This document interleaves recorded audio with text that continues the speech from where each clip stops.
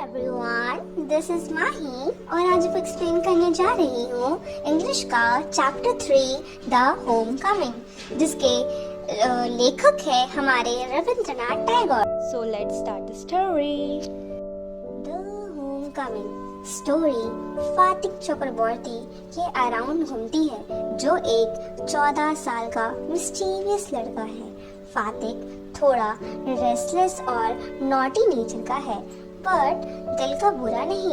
एक बार की बात बैंक में जहाँ खेल रहा था, यानी कि नदी के तट पे, यानी कि नदी के किनारे पे वो अपने दोस्तों के मंडलियों के साथ खेल रहा था। और कुछ समय बाद, यानी कि सडनली उन्होंने वहाँ देखा कि एक वुड यानी कि लकड़ी से बना हुआ एक लॉग रखा हुआ है। तो उसके दिमाग में सडनली एक आइडिया आया कि क्यों ना इस लॉक को नदी में ढकेल दिया जाए, मतलब उस लॉक को उसकी जगह से हटा दिया जाए, उसकी ओरिजिनल पोजीशन से, मतलब मिसप्लेस कर दिया जाए या डिस्प्लेस कर दिया जाए। ठीक है, तो उसे पता था कि ये जो लॉग है वो किसी ना किसी ओनर का है। अगर उसे वो कार्य करते हुए देखता है तो उसे बहुत ज़्यादा गुस्सा आएगा, या फिर उसके ऊपर and he will enjoy the fun. ठीक है, तो जैसे ही उसका फन स्टार्ट होता है, वो देखता है कि उसका छोटा भाई माखन आता है और चुपचाप आके उस लॉक के किनारे वाली हिस्सा में आके, वो मतलब किनारे वाली एरिया में आके वो चुपचाप आके बैठ जाता है। ठीक है, तो फातिक को उसको देख बहुत गुस्सा आता है और बार बार उसे कहता है कि तुम उठ जाओ, हट जाओ, लेकिन वो सुनने को राजी नहीं। वो सिंगल इंच तक उस जगह से वो खिसक नहीं रहा है, वो हट नहीं रहा है, वो उस जगह से मतलब आगे वो स्टिक हो गया, चिपक गया है उस लॉक से। ठीक है, वो सुनता ही नहीं है उसका बात, ना वो हट रहा है। ठीक है, तो उसके बाद फिर क्या होता है कि फिर जो फातिक है उसको बहुत गुस्सा आता है, और फिर उसको मजा चखाने के लिए उसके दिमाग और अपने दोस्तों को वो कमांड करता है, बोलता है कि जाओ, rolled the log along with the माखन।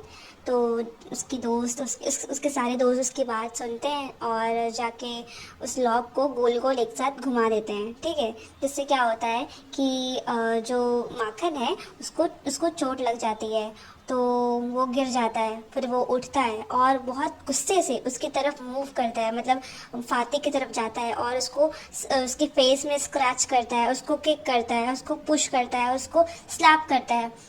ठीक है, मतलब दोनों के बीच में अल्टीमेटली झगड़ा हो जाता है। उसके बाद फिर जो माखन है वो रोते रोते अपनी माँ के पास अपने घर चले जाता है।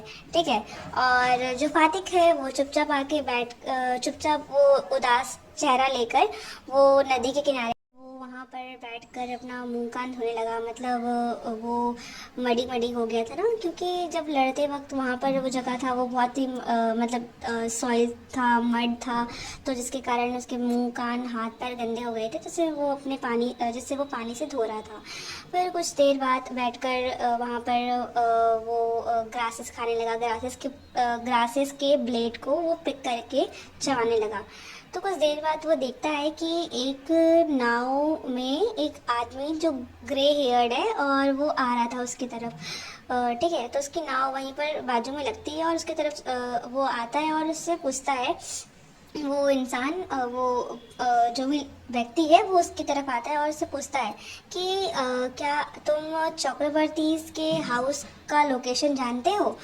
तो वो एक्चुअल में चक्रवर्ती ही था, मतलब जो हमारा फातिक है वो चक्रवर्ती ही था, वो उसी को ही ढूंढ रहा था, मतलब उसी के घर को ढूंढ रहा था। तो उसकी बात को वो नज़रअंदाज करते हुए उसका लोकेशन वो बता रहा था कि एक ऐसा, मतलब वो अल्टीमेटली उसको कंफ्यूज हो रहा था कि क्योंकि प्रॉपर सिग्निफाई नहीं कर रहा था, प्रॉपर आइडेंटिफाई नहीं कर रहा था कि कहाँ उसको एक्चुअल में जाना है या कहाँ उसको उसका घर मिलेगा, चक्रवर्ती का हाउस मिलेगा।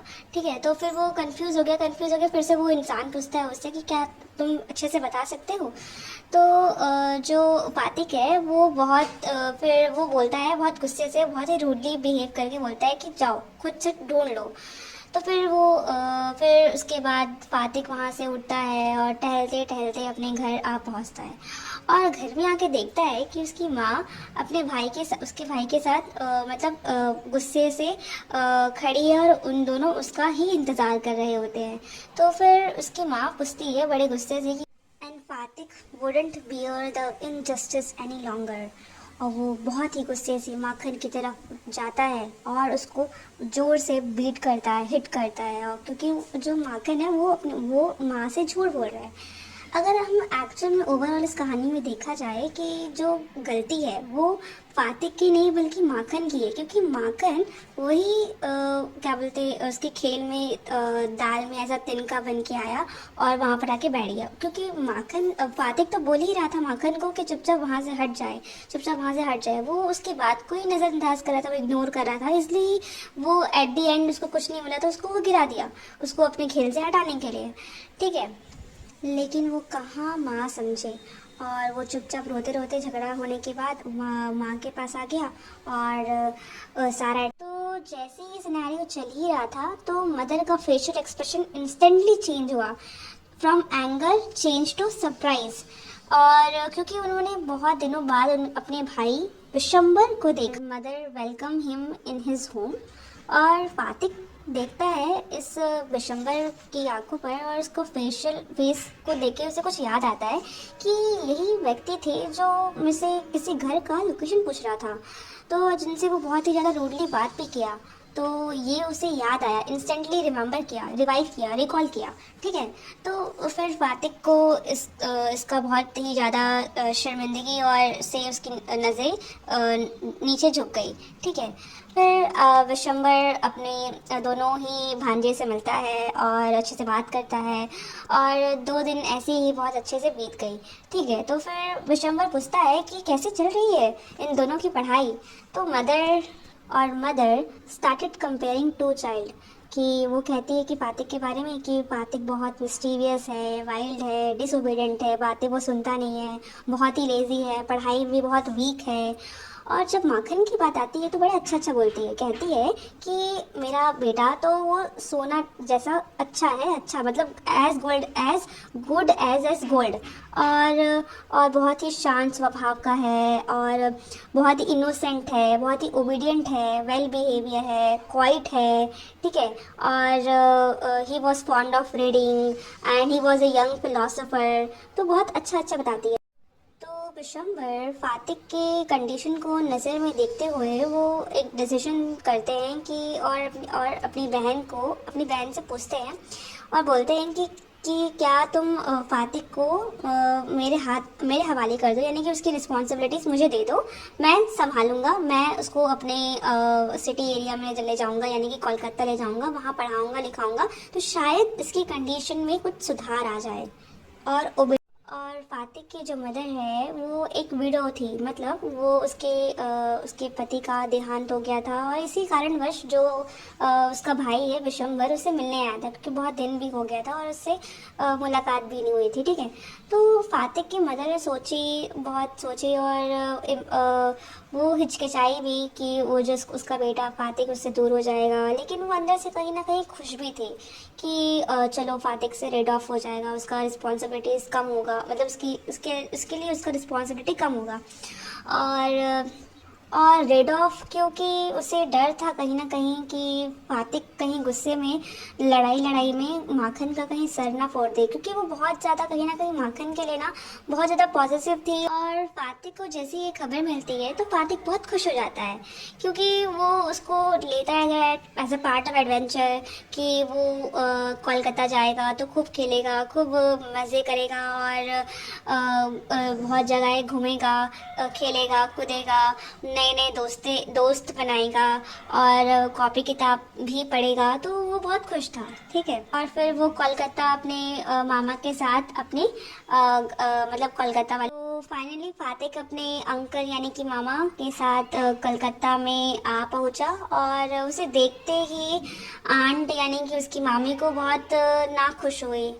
उसकी मामी को उसका वहाँ आना बिल्कुल पसंद नहीं आया, क्योंकि आंटी के बहुत सारे खुद के हाउस होल्ड रिस्पॉन्सिबिलिटीज़ हैं, खुद के बच्चे भी हैं और उनको संभालना, ऊपर से फातिक का आना, मिस्टीवियस काइंड ऑफ उसका नेचर है फातिक का और हार्ड टू मैनेज है, शांत बच्चा भी नहीं है ये, ना ही वो बातें जल्दी सुनता भी है और वो उसके लिए बहुत ज़्यादा मतलब अनवांटेड पर्सन की तरह, मतलब वो उसके लिए एक आउटसाइडर है जो वो नहीं चाहती अपने घर में, ठीक है।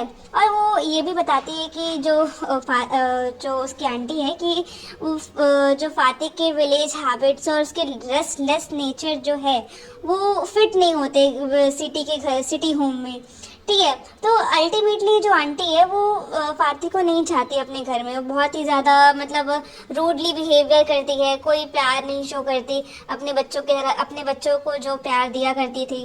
और फातिक के लिए भी जो कोलकाता है ना, वो बहुत ही ज़्यादा मतलब रूल्स एंड रेगुलेशन से भरा हुआ था। सफोकेट, उसको कभी कभी सफोकेट फील हो रहा था, क्योंकि जो नेचर और जो बंदा नेचर के बीच में रहा है वो मतलब अचानक से सिटी के भाग दौड़ के एरिया में आ जाना, और जहाँ पर शायद ज़्यादा खेत खलियाल भी नहीं होता है, तो विलेज में रहने वाला लड़का अब सिटी में आ गया तो उसको वहाँ एडजस्ट होना तो ऑब्वियसली कभी ना, उसको टाइम तो लगेगा ही ना।